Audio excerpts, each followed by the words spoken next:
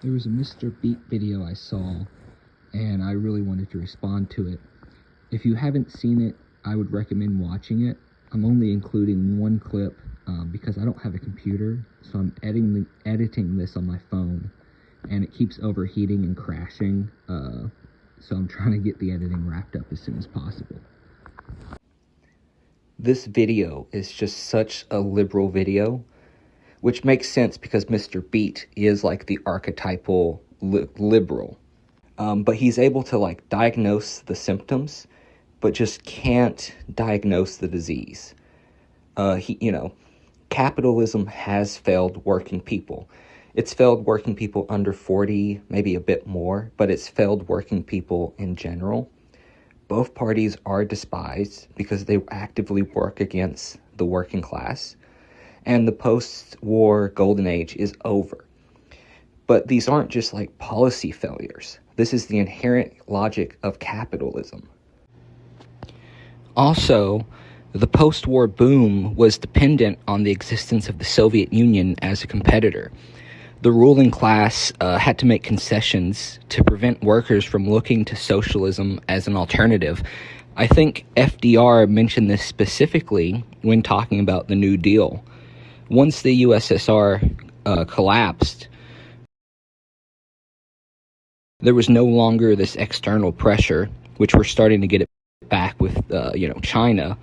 But capital immediately began taking back every gain that the work. So yeah, Reagan was mostly elected to fight inflation, and that he did.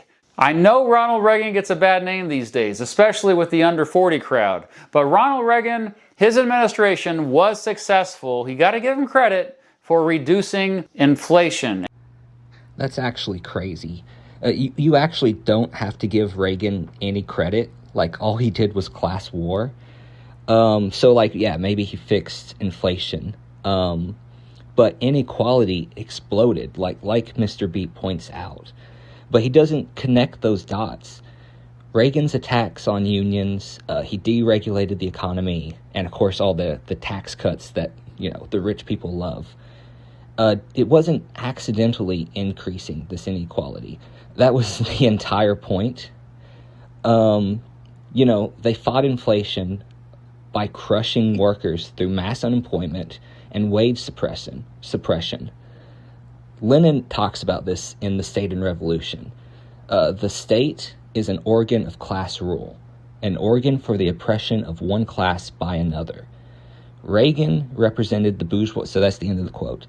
Reagan represented the bourgeois class like all presidents do, and he just used the state more openly for its actual purpose, the purpose of serving capitalism.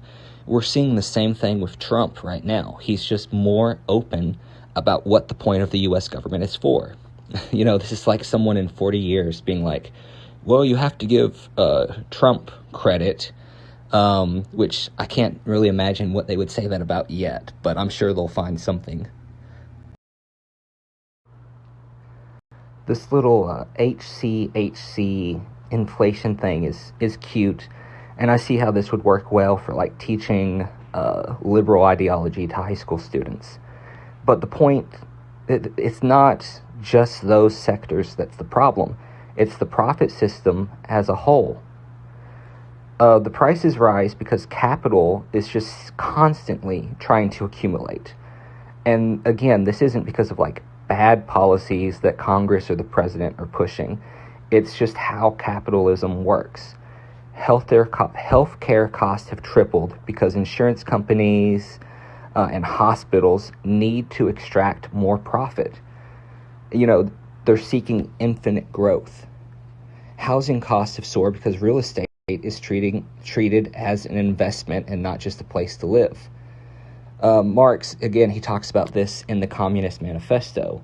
He says, the bourgeoisie have torn away from the family its sentimental veil and has reduced the family relation to a mere money relation. That might be a bit indirect, but basically what he's saying is everything becomes a commodity.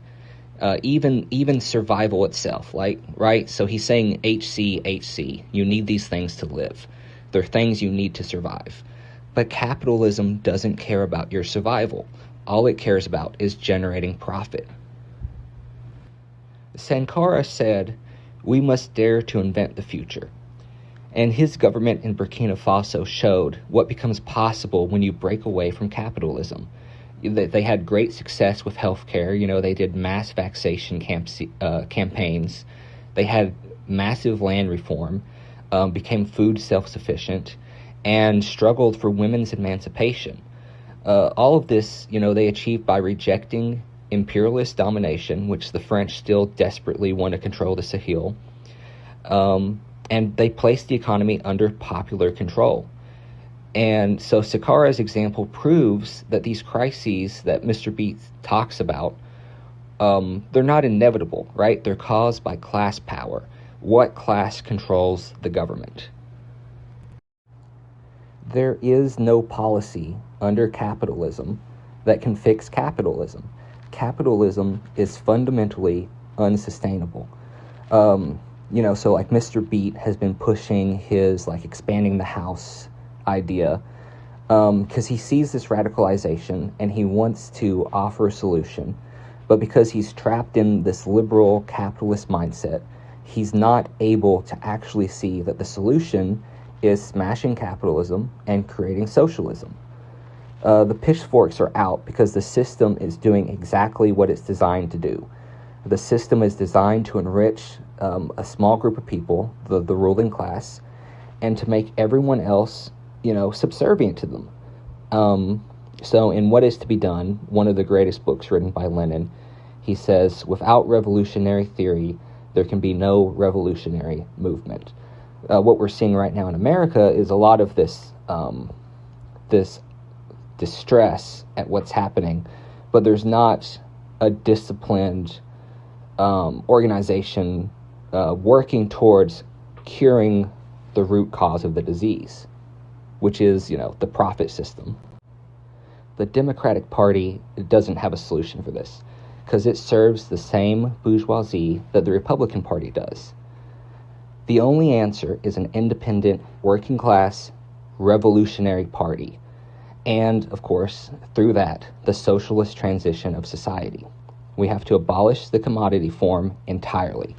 So then housing, healthcare, HC, housing, healthcare, education, childcare, these things should be rights, not privileges. Sankara said, "The revolution is not a picnic. It is a struggle that demands total sacrifice." Sankara achieved more for his people in 4 years than the U.S. has achieved for our people in 40. Why is that?